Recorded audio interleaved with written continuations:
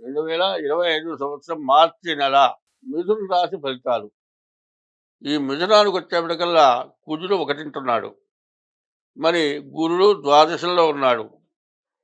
శని 9 కాబట్టి ఈ రాశి వాళ్ళకి సమస్యలు ఏంటో మనం చూద్దాం.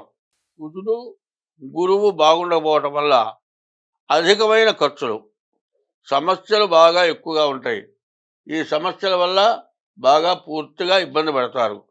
కాబట్టి ఆదాయం కంటే విపరీతమైన ఖర్చు కనపడుతోంది. ఖర్చే కాదండి, సమస్యలు కూడా పూర్తిగా ఎక్కువగా ఉంటాయి.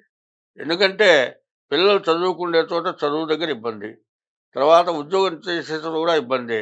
చాలా ఇబ్బందికరమైనటువంటి లక్షణాలు బాగా ఎక్కువగా కనపడుతున్నాయి.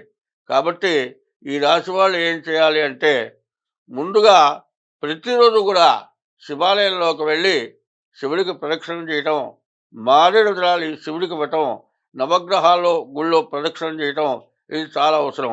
ఈ రాశి వాళ్ళకి కుజుడు గురువు పూర్తిగా విరుద్ధంగా ఉన్నాడు.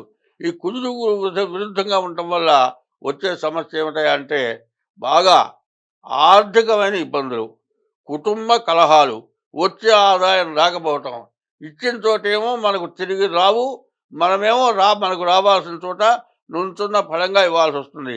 నీకు అవసరానికి నేను ఇచ్చాను, నాకు అవసరం వచ్చింది, ఇప్పుడు ఇస్తావా లేదా అని నిలబెట్టేటువంటి పరిస్థితి వస్తుంది. అవమానం, ఎందుకంటే ఆర్థికంగా ఇబ్బందే గాక అవమానం, ఈ అవమానం తట్టుకోలేనంత పరిస్థితి వస్తుంది. ఎట్లా ఉంటుందంటే, ఈ సమస్య తట్టుకోలేని బాధ.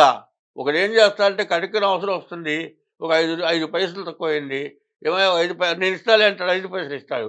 ఈ 5 పైసలు తీసుకుంటాడే బాగానే ఉంది. తర్వాత నాలుగు ఇదిగో మనం డబ్బులు తీసుకున్నావు కదా, ఇవ్వవయ్యా, ఎప్పుడు ఇస్తావా అంటే, రేపు ఇప్పుడు లేవు, రేపు ఇస్తాలే అంటాడు.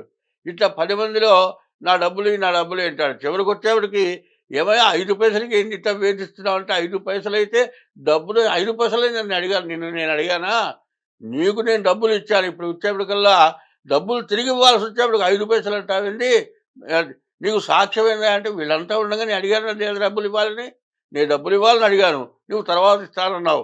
ఏమంటే మీరు చెప్పండి, నాకు డబ్బులు బాకీ ఉన్నాడు, ఇప్పుడు ఖచ్చితంగా డబ్బులు అడిగేటప్పటికీ నేను 5 పైసలే కదా నీకు ఇవ్వాల్సింది అంటున్నాడు. అని ఈ రకంగా రకరకాలైన అవమానాలు, రకరకాలైన సమస్యలు, మరి సాక్ష్యాధారాలు లేకుండా ఏదో స్నేహితుడు, మిత్రుడు, లేకపోతే అక్క, తమ్ముడు, అన్నం, ఇట్లాంటి వాళ్ళకి నోట్లు కానీ ఏమైనా రాయించుకొని ఇస్తావా, మామూలుగా ఇస్తాం, నువ్వు ఎప్పుడు ఇచ్చావంటారు. తీసుకొని నువ్వు ఎప్పుడు ఇచ్చావు అంటే, ఎవరు ఇచ్చినట్టు గుర్తేమిటి అంటే, నోటు లేదు, చెక్కు లేదు, ఏమీ లేదు, ఏమీ ఆధారం లేకుండా ఇస్తాను అంటే చెల్లదు కదా, నువ్వు అబద్ధం ఆడుతున్నట్లే. ఎందుకంటే నువ్వు ఏ ఆధారం లేకుండా ఇస్తే వాళ్ళు ఇవ్వలేదు అన్న తర్వాత నలుగురు ఏమంటారు, ఏమి ఆధారం లేకుండా ఎందుకు ఇచ్చావు, నువ్వు ఇవ్వకుండా ఇచ్చావేమో అనే మాట వస్తుంది. కాబట్టి ఇట్లాంటి సమస్యల నుండి బయటపడాలి అంటే ముందు చాలా జాగ్రత్త అవసరం, జాగ్రత్తగా ఉండటం చాలా మంచిది. తర్వాత ఈ రాశి వాళ్ళు ఎప్పుడు కూడా ఇష్టదైవాన్ని ఎప్పుడు కూడా పూజించాలి. ఇష్టదైవాన్ని పూజించడమే కాదు, తల్లిదండ్రులను ఇబ్బంది పెట్టకుండా వాళ్ళని జాగ్రత్తగా చూసుకోవాలి. భార్య మనిషికప్పుడు కూడా 4 అంశాలు: బాల్యం, యవ్వనం, కౌమారం, వార్ధక్యం, ఈ 4 జీవితాలు. మరి యవ్వనం వచ్చేప్పటికల్లా 18 సంవత్సరాల నుంచి యవ్వనం వస్తుంది అంటే 25 వంతులే, 100 సంవత్సరాల్లో 25 సంవత్సరాలు వచ్చిన తర్వాత భార్య వస్తుంది. మరి ఈ భార్య 75 సంవత్సరాలు నీతో కాపురం చేయాలి, 25 సంవత్సరాలే నీ తల్లిదండ్రులు చూసేది. కాబట్టి భార్యను భర్త, భర్తని భార్య ఇద్దరు కూడా అనుకూలంగా ఉండేట్లుగా ఉండాలి. తర్వాత ఒకళ్ళని బాగా నెత్తరెక్కించుకొని భార్యను ఇబ్బంది పెట్టడం, తల్లిదండ్రుల మాటలు విని భార్యని హింస పెట్టడం, లేకపోతే అత్తమామల మాటలు విని మరి తల్లిదండ్రులు హింస పెట్టడం, ఇట్లాంటివి చేయకూడదు. ఎందుకంటే జీవితంలో జన్మనిచ్చిన తల్లిదండ్రులు కానీ, మరి అత్తమామలు, పిల్లనిచ్చిన అత్తమామలు తల్లిదండ్రుల కంటే ఎక్కువైన వాళ్ళు. ఎందుకంటే నీ వంశం నిలబడటానికి నీకు ఆడపిల్లనిచ్చి వివాహం చేశారు, ఆ వల్ల నీకు వంశం నిలబడుతుంది. చివరి రోజు వరకు కూడా మీరు భార్యాభర్తలు అనుకూలంగా ఉండాలి అంటే మీ అత్తమామల సహకారం ఎప్పుడూ ఉంటుంది. దాదాపు తల్లిదండ్రులను విడిపోమని చెప్పరు, కానీ మీరు మాత్రం కలిసి ఉండాలి అని చెబుతారు. కానీ ఇట్లాంటి విషయాల్లో అత్తమామల మాటలు విని తల్లిదండ్రులను హింస పెట్టడం కానీ, తల్లిదండ్రుల మాటలు విని భార్యను హింస పెట్టడం కానీ, ఇట్లాంటివి జరిగితే ఈ హిందూ మతం హింసకి దూరంగా ఉండమనుంది. ఎవరిని ఎంతవరకు చూడాలో అంతవరకు చూడాలి. అంతేగాని శృతి మించిన వ్యవహారాలు ఏమన్నా జరిగేటట్లయితే ఇది పెద్ద పాపం, మహాపాపం. ఎవరిని ఎంతవరకు చూడాలో అంతవరకు చూడాలి.